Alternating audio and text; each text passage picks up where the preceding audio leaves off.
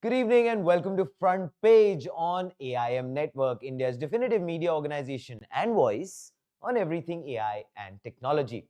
So a lot moved this week across borders, factories, and even in your daily commute. Power, technology, and accountability are colliding in ways we haven't seen before. Here are the stories shaping that very shift. So, the headlines. The US has struck Venezuela and detained President Maduro, sparking immediate outrage from Beijing. While officially a security operation, AIM Network exposes the deeper reality, a strategic seizure of energy assets vital for fueling the American AI supply.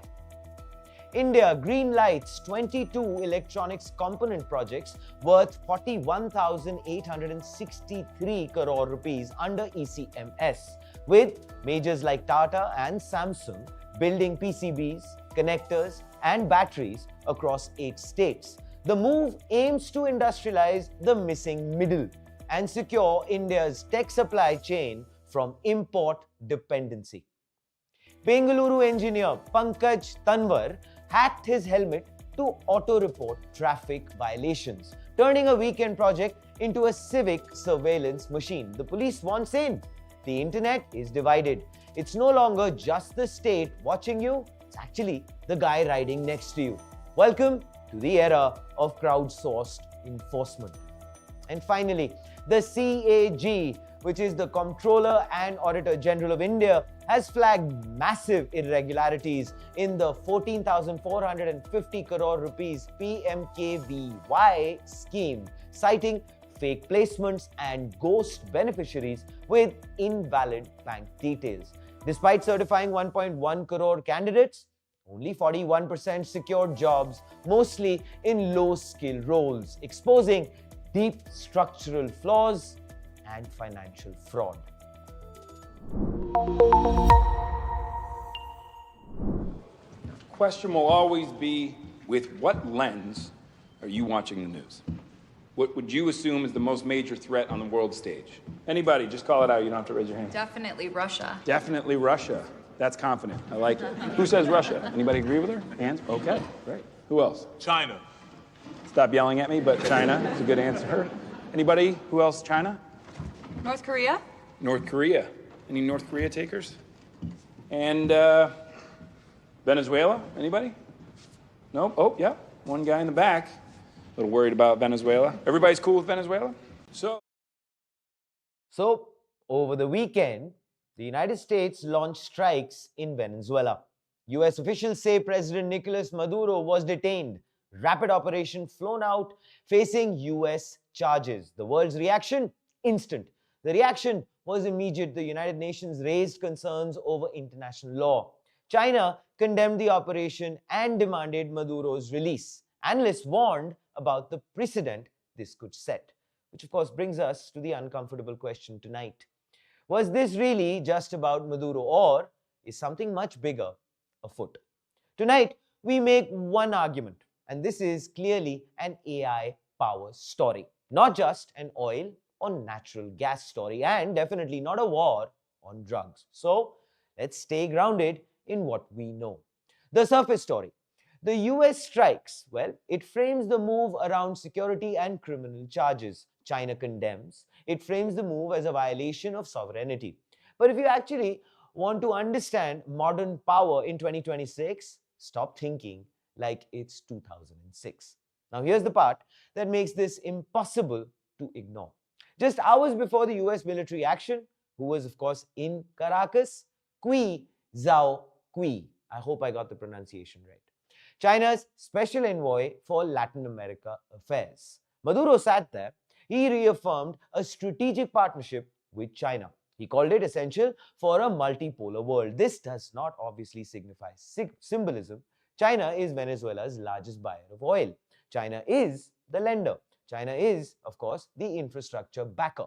So when Washington looks at Venezuela today, it doesn't see a failed state. It actually sees China expanding influence in America's backyard, siphoning energy resources to Beijing, a strategic asset drifting out of US control.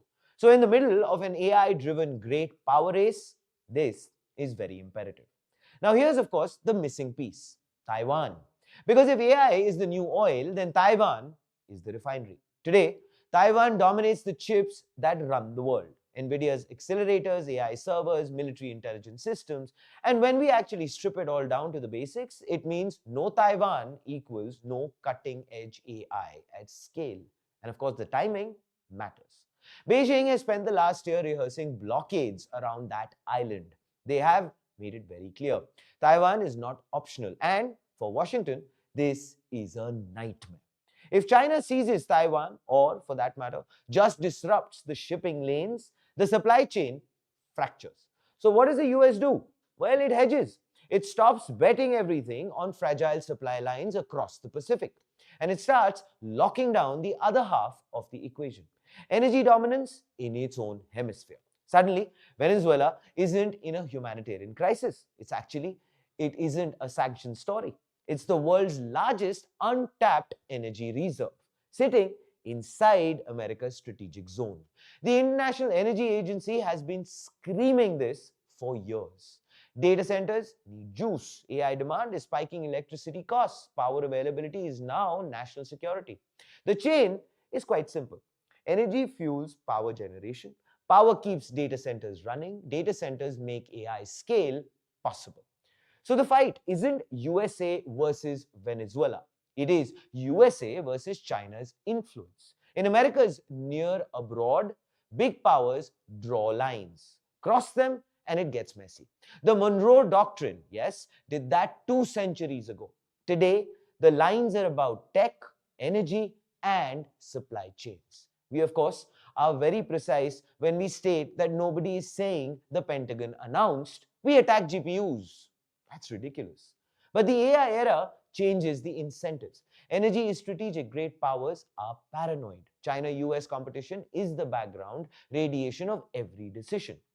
And here are the 3 implications you need to watch out for. The first one, the AI Cold War is becoming an energy and territory game. Number 2, precedent risk is sky high. If the United States can do this here, the rules have changed everywhere. And number 3, Latin America is the new frontline. Expect more coups, more cash, and more chaos, unfortunately. Here, of course, is in conclusion the front page take. And this is what we feel. AI is turning energy, geography, and resources into instruments of power. Venezuela has become a test case. In 2026, nations race to secure the power that runs them and the geopolitics that protects them. And just in case you missed the contrast, as Venezuela faces regime collapse and Nicolas Maduro's detention, Donald Trump is back to being friends again with Elon Musk over dinner at Mar-a-Lago. While, of course, Starlink moves in to restore connectivity, because in the AI era, even regime change comes with bandwidth. Of course, please note that this is still a developing story. Maduro is set to appear in a New York court. Delcy Rodriguez has stepped in as interim leader. Oil markets remain surprisingly calm. And global powers from China to Russia, Germany and beyond, with India voicing deep concern and a call for peaceful dialogue. Of course, are questioning the precedent being set. This is Front Page by AIM Network. Please let us know what you think in the comments below. And always remember, like, share, subscribe, and think AI, think AIM.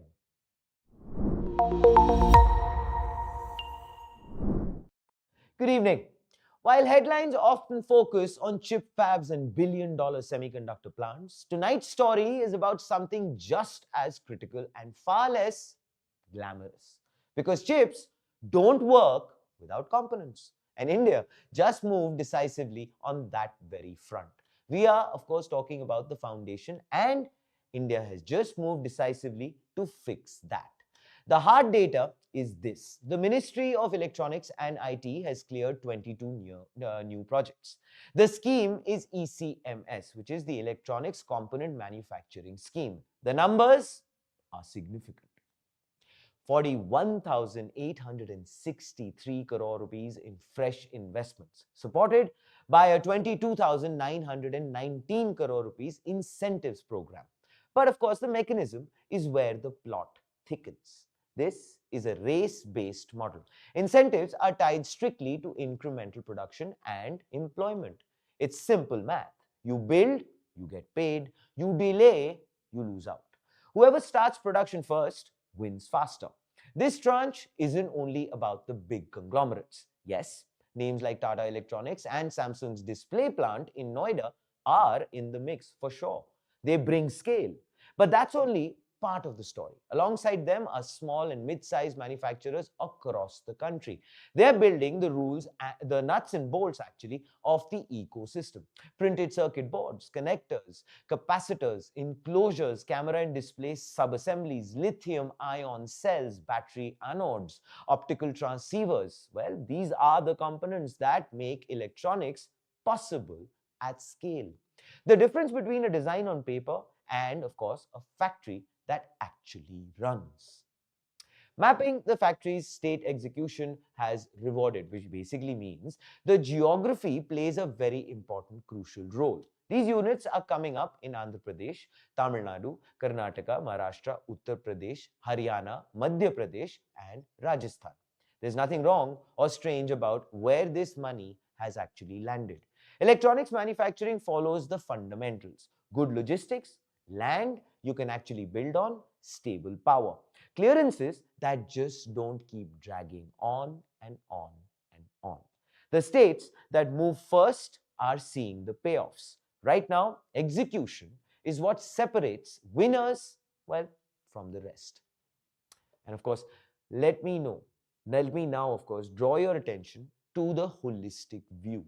We've covered the high-end clearances on front page, the semiconductor fabs, the ATMP plants, the 4,594 crore rupees clearance for specialized chips.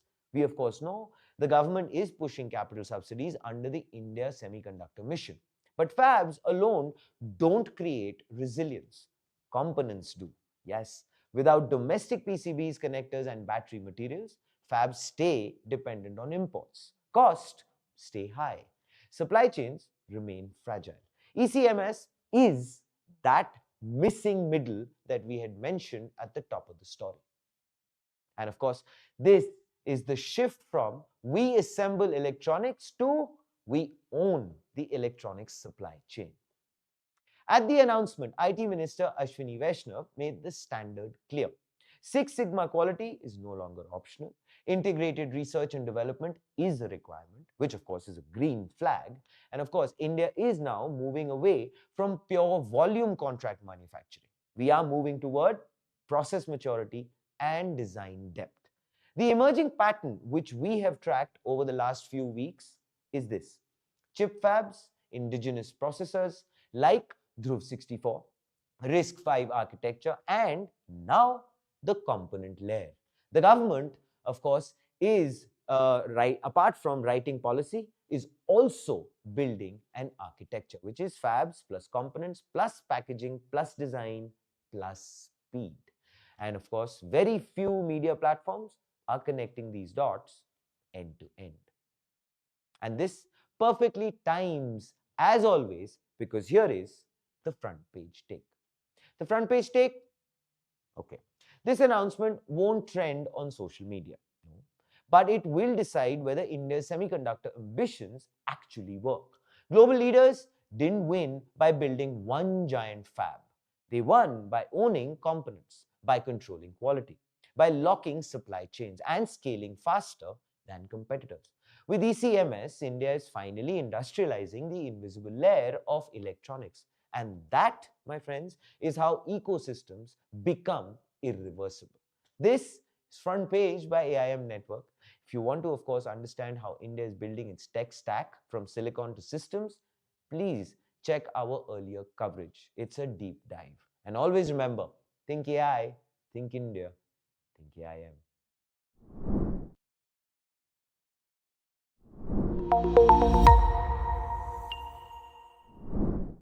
Good evening. Bengaluru commuters, please listen closely. The eye in the sky, and I'm not, of course, referring to Alan Parsons' super hit song. I'm, of course, talking about the cameras on the poles. Yes, they are yesterday's threat. Now, the surveillance is riding right next to you. Welcome to the new narrative war on the outer ring road. And if you watch the AIM network, you know well what to do. Please like, share, and subscribe. Of course, now back to the development. Police use AI cameras. They flag helmetless riders, they catch red light jumpers, standard operating procedure, right? But this week, the game changed. A techie hacked his helmet, and the helmet started acting like a cop. Meet Pankaj Tanwar. Hello, Pankaj. Bengaluru engineer, systems architect. He, of course, didn't just buy a GoPro, he built a digital snitch. He rigged an AI-powered helmet. It doesn't just record video, it thinks. It detects violations in near real time. It extracts number plates. It logs the GPS coordinates. And then, very coldly, efficiently, it emails the evidence directly to the traffic police. No human intervention, just code catching chaos. The internet, it went feral. They called it peak Bengaluru. They called it demigod behavior. They called it brilliant. They called it terrifying.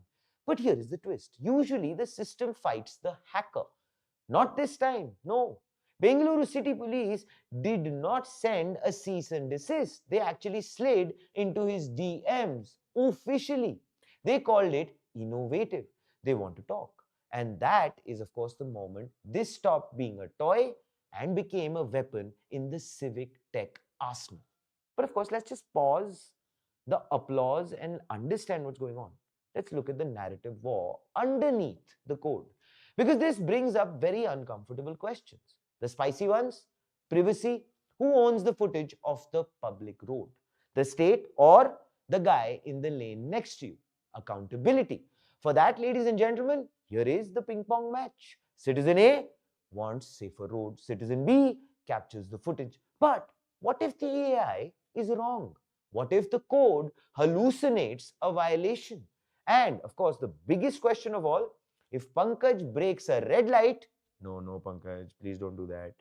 Because the point is, does his helmet snitch on him? Or is the watchman immune to the watch? Yeah, very poignant. Who builds this? This isn't a random angry tweeter. Pankaj is actually an engineer at InMobi's Glance AI Labs. He lives at the Edge AI, local computer. And this is the same guy, and listen to this very carefully, who synced his bedroom lights to his Zerodha stock portfolio. The market crashes, the room turns red. Ta-da. Market rallies, room turns green. La la. One thought comes to mind when it comes to Pankaj. Let's just forget the candlesticks. He trades in mood lighting. Of course, he has shipped 80 projects. He turns frustration into architecture. Most people honk. He builds a computer vision pipeline. And now it's time for the front page take, which is this. This is massive. The massive widening gap between what a single engineer can build in a weekend and what the state takes years to deploy. Pankaj used Raspberry Pi and open APIs. He created an automated evidence pipeline. Solo, by the way. It forces the question, if one guy at InMobi can do this for fun, why are our public systems still struggling to catch up? And here is the reality. The tools of enforcement are democratizing. Everyone is a potential traffic cop. Everyone is a potential camera. We, of course, want to know where you stand. Drop your take in the comments below. Because in Bengaluru, the walls have ears and now the helmets have eyes. This is Front Page by AIM Network. We are watching the narrative, and I'm pretty sure so is Pankaj. Think AI, think AIM.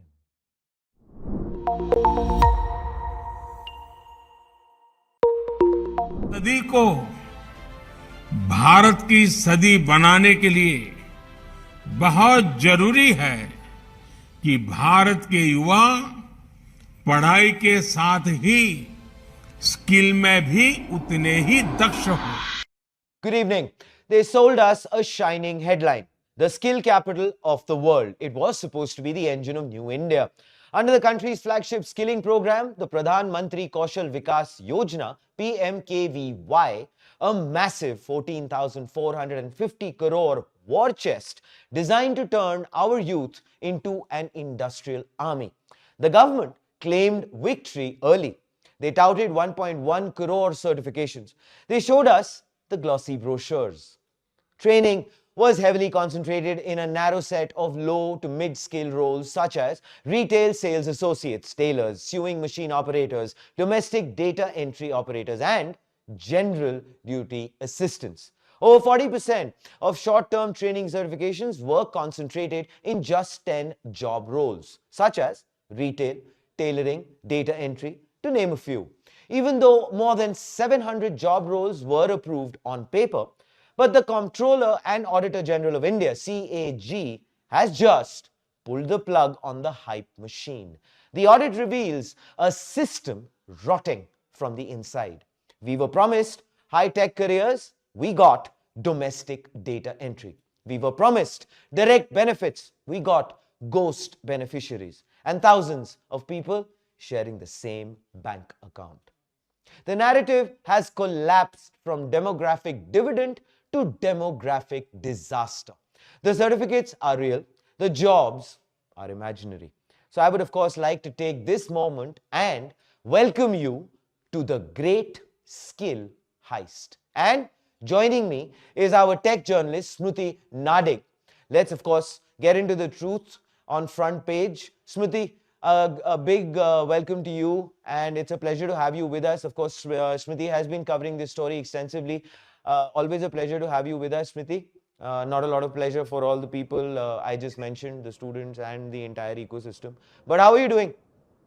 I'm good. Thank you. Thank you for having me. Wonderful. So let's get into it. So the first up, let me just establish this and then I'll get into the question, Smriti. First up, the why. The money was there, the intent was there, but we ended up with low value training like domestic data entry instead of industrial skills. So the first question, Smriti, is what exactly happened? I mean, Right. what is the scam? Right. So under this flagship skilling program, the Pradhan Mantri Kaushal Vikas Yojana, they provided an outlay of 14,450 crore between 2015 to 2022. Of the 14,500 crore budgeted, only 10,000, about 200 crore was released, and only 9,261 crore was utilized, which is again a stark difference Yeah. there itself. Yeah. The CAG found that candidates were enrolled without proper verification of age, educational qualifications, eligibility criteria prescribed under the guidelines. So, using Kerala as one of the key examples, the CAG audit exposed serious conversions and placement failures under this scheme. The scheme links What about the 20%. bank accounts? Right. 52,000 students, 12,000 accounts. What if you could shed light on that? Right. So the scheme links 20% of the payment to training providers or partners, including private training centers. When they didn't employ all of these people, the money successfully went to these training partners. The same happened when the survey verification was going on. About 56,000 of the candidates had 12,000 accounts only. Most of the phone numbers were given, they were either null, 111000. There is no way that you could verify this, that they actually took part in this placement. In many states also, the same candidates were in different batches. The placements were given wrong. So verification, the ID control was very much lacking. How did the policy incentives fail so badly and horribly that training partners prioritized volume and easy certificates over actual employable skills? Policy incentives fail because funding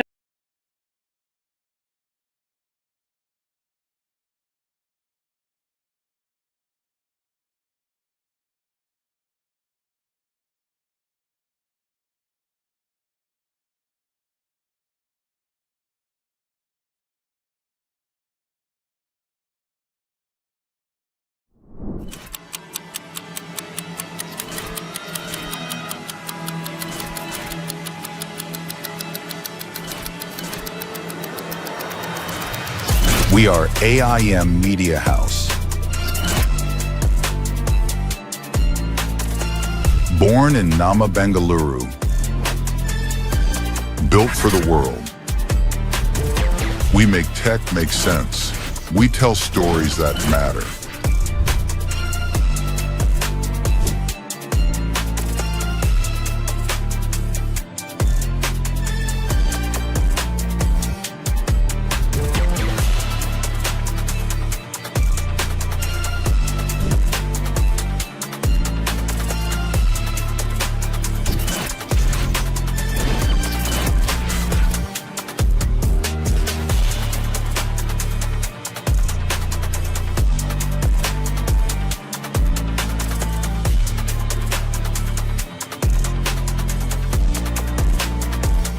सदी को भारत की सदी बनाने के लिए बहुत कि भारत के युवा पढ़ाई के साथ ही स्किल में भी उतने ही दक्ष हो.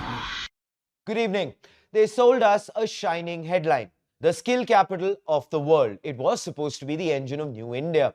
Under the country's flagship skilling program, the Pradhan Mantri Kaushal Vikas Yojana, PMKVY, a massive 14,450 crore war chest designed to turn our youth into an industrial army. The government claimed victory early. They touted 1.1 crore certifications. They showed us the glossy brochures. Training was heavily concentrated in a narrow set of low to mid-skill roles such as retail sales associates, tailors, sewing machine operators, domestic data entry operators, and general duty assistants. Over 40% of short-term training certifications were concentrated in just 10 job roles, such as retail, tailoring, data entry, to name a few. Even though more than 700 job roles were approved on paper, but the Comptroller and Auditor General of India, CAG, has just pulled the plug on the hype machine. The audit reveals a system rotting from the inside. We were promised high-tech careers, we got domestic data entry. We were promised direct benefits, we got ghost beneficiaries, and thousands of people sharing the same bank account. The narrative has collapsed from demographic dividend to demographic disaster. The certificates are real, the jobs are imaginary. So I would of course like to take this moment and welcome you to the great skill heist. And joining me is our tech journalist Smriti Nadig. Let's of course get into the truth on front page. Smriti, a big welcome to you, and it's a pleasure to have you with us. Of course, Smriti has been covering this story extensively. Always a pleasure to have you with us, Smriti. Not a lot of pleasure for all the people I just mentioned, the students and the entire ecosystem. But how are you doing? I'm good. Thank you. Thank you for having me. Wonderful. So let's get into it. So the first up, let me just establish this and then I'll get into the questions, Smriti. First up, the why. The money was there, the intent was there, but we ended up with low value training like domestic data entry instead of industrial skills. So the first question, Smriti, is what exactly happened? I mean, Right. what is the scam? Right. So under this flagship skilling program, the Pradhan Mantri Kaushal Vikas Yojana, they provided an outlay of 14,450 crore between 2015 to 2022. Of the 14,500 crore budgeted, only 10,000, about 200 crore was released, and only 9,261 crore was utilized, which is again a stark difference Yeah. there itself. Yeah. The CAG found that candidates were enrolled without proper verification of age, educational qualifications, eligibility criteria prescribed under the guidelines. So, using Kerala as one of the key examples, the CAG audit exposed serious conversions and placement failures under this scheme. The scheme links What about the 20%. bank accounts? Right. 52,000 students, 12,000 accounts. What, if you could shed light on that? Right. So the scheme links 20% of the payment to training providers or partners, including private training centers. When they didn't employ all of these people, the money successfully went to these training partners. The same happened when the survey verification was going on. About 56,000 of the candidates had 12,000 accounts only. Most of the phone numbers were given, they were either null, 111000. There is no way that you could verify this, that they actually took part in this placement. In many states also, the same candidates were in different batches. The placements were given wrong. So verification, the ID control was very much lacking. How did the policy incentives fail so badly and horribly that training partners prioritized volume and easy certificates over actual employable skills? Policy incentives failed because funding tranches and performance metrics rewarded scale, speed, and reported placements rather than verified learning outcomes or any sustained employment. With weak audits, poor IT controls, and minimal on-ground validation, training partners were incentivized to merely maximize numbers through low-effort courses and paper compliance. Over 40% of short-term training certifications were concentrated in just 10 job roles, even though more than 700 job roles were approved on paper. While 1.1 crore candidates were certified in total, only 56.14 lakh received short-term training or training under special projects, and about 41% only secured placements. This sharp gap between certification and employment has raised serious concerns about whether the scheme meaningfully enhanced unemployment or merely expanded paperwork-driven outcomes. The audit also highlighted the absence of long-term national skill development plan. The scheme was implemented in short phases with changing guidelines, which resulted in inconsistent execution and very limited continuity. Before I move on, Smriti, I have to ask you this. When you wrote this, and of course, when you did your research, which is of course a very extensive amount of research, I'm sure, which you would have done, you would have spoken to a lot of the government agencies, the experts, etc. Did you fume? How angry were you? Absolutely. When unemployment is on the rise in this country, and most of my friends, youth in this country, are unemployed still after receiving master's graduation, PhDs, it's absolutely ridiculous that this is happening. There's such lack of job roles in the society, and we're not even taking the youth into account. There's no empathy for the youth in this country. Yeah, I think that's it. You've hit the nail on the head. The abysmal lack of empathy. Of course, let's get into the next aspect, Smriti. Let's actually talk about the ghosts. Yes, 52,000 students sharing just 12,000 bank accounts. Fabulous. Some account numbers listed simply as 11111. In Kerala, we saw photoshopped offer letters. So the question now is, this looks less like negligence and more like an organized syndicate. Does the audit suggest that these were just administrative errors, or was this a coordinated effort to just siphon off public funds? How big was the cover-up? Right. I'll give you an example. So, for one company in Kerala, while the training partner claimed 14 placements, the firm employed only 5. In the other two cases, the companies haven't employed any of the 35 placements claimed by the training partner. Like you mentioned, appointment letters, salary slips, seals submitted by these training partners were found to be fabricated. This led to the recovery of 22.33 lakh rupees and blacklisting of agencies in Kerala. So, see, the audit does not label the failures as fraud or coordinated siphoning in legal terms. However, what it does establish is a pattern of systemic, repeated, and large-scale irregularities, fake placements, mass duplicate bank accounts, placeholder entries, fabricated documents that cannot be explained as isolated administrative lapses. The CAG's language is careful and institutional. It frames these breakdowns in controls, verification, and accountability, enabled by incentive structures that rewarded volume and self-reported outcomes. Basically, the audit suggests structural and governance failures created conditions where misuse was easy, low risk, and lucrative, but it leaves the determination of intent or criminal coordination to investigative and enforcement agencies. Tell me this, Smriti, with of course now the audit revealing this kind of malaise, I want to understand what probably is going to be the action which is going to be taken before, of course, we move on and start maybe discussing something a little brighter, hopefully a probable solution, etc. What kind of action do you feel will be taken post this audit? I mean, we're far away from any actions being taken place right now, because the scale at which this information has been given to the people is very low.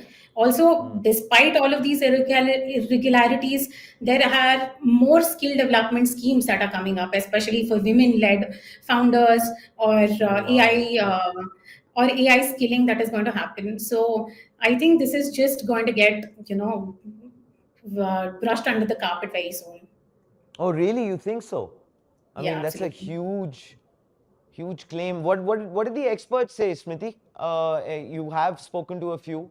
What did they have to say on this? So, a political analyst, Harish Ramaswamy, told us that this financial probability is a cornerstone of democratic governance. Without it, public programs invite suspicion. But there's been such lack of effective guidance on how young people should transition from these education to skills and then to employment is very low. He also blamed bureaucratic complexities and excessive procedural barriers that hinder any meaningful action, which in turn just erodes trust in these government schemes. And there have been other education heads that have said, unless you have a clear vision of why you're introducing a skilling program, who you target, what happens after the training, the gap is bound to happen. We we have failed to, talk about these things before the scheme was introduced. Smriti, tell me this. I mean, there is a huge thrust as far as AI now, as you had mentioned a little while back, AI now becoming a very important skill. Companies, conglomerates, corporates, everyone, I mean, is almost, it's like a demand now that you need to be skilled in AI. With these kind of things breaking out, does it not at so many levels make just derail that entire situation? Won't it increase the gap? As far as the people who are required from having that skill, joining jobs, that gap gets bigger. One, two, does it also not bring in a certain sense of cynicism into the entire system with a news like this, with an audit like this, with revelations like this? Absolutely. I mean, one of the things that we need to also consider is that privileged people will somehow find jobs. You have connections, you have other skills, and you have Yeah. master's degrees from different, esteemed institutions. But what is the problem here is that the tier 3, tier 4 students, Yes. the youth from that sector are going to be neglected very heavily because we're not catering to any of these things to them. The skilling has to happen for the youth of this country, but we don't really see much happening for people who actually need it.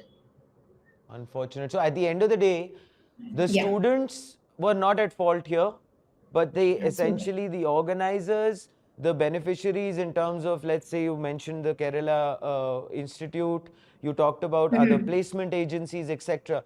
Those would be probably the people under the scanner. Am I right? Am I wrong in understanding this?